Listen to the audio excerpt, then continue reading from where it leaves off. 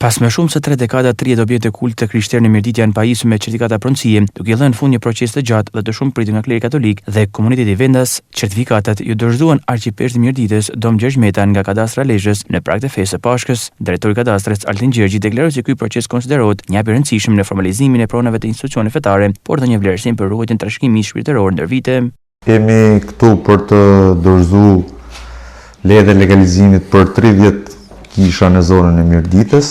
Ky nuk është vetëm një akt administrativ, por është një akt vlerësimi për gjithë ata njerëz që sakrifikuan, investuan për ta ruajtur këtë trashëgimi kulturore dhe shpirtërore. Gjej rastin të falenderoj i peshqvin për bashkëpunimin, për durimin, për gjithë kohën që shpenzoi në funksion të gjithë këtyre aseteve të trashëgimisë kulturore që kemi këtu në zonën e Mirditës. Ndërkohë Dom Gjergj Meta e cilësoi përfundimin e këtij procesi si një moment i rëndësishëm, por theksoi se mbetet ende punë për të bërë në drejtim të kthimit të pronave të konfiskuar gjatë periudhës së regjimit komunist në Shqipëri. Tani jemi në një fazë shumë të mirë, mendoj, sepse është bërë një punë që punë e filluar prej muajsh, mund të themi kështu, por që kur thot populli më mirë vonë se kur janë 35 vjet që ishte e nevojshme që të punohej me këtë, tani po punohet mirë, u punu mirë. Mendoj që ka rëndësi që objektet e kultit jenë brenda kontureve ligjore, sepse duhet jenë pare që duhet japin edhe shembullin, por përveç kësaj edhe për funksionalitetin e tyre,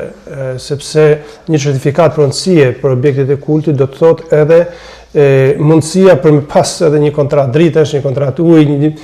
gjëra shumë thjeshta, por që nga një herë themi kështu muajnë. Me thënë të drejtën, ky është një proces që përfshin shumë institucione, por Drejtoria e Legalizimeve ka bërë një punë për mu të jashtëzakonshme edhe në mënyrë shumë të shpejtë dhe e falenderoj drejtorin, edhe që ka erdhi personalisht ta sjellë dokumentacionin. Ka ende shumë objekte kulti edhe në qytete të tjera, në dioceza të tjera të Shqipërisë. Unë shpresoj tani, po kjo është për te zyrës legalizimeve, që punohet edhe për kthimin e të gjitha pronave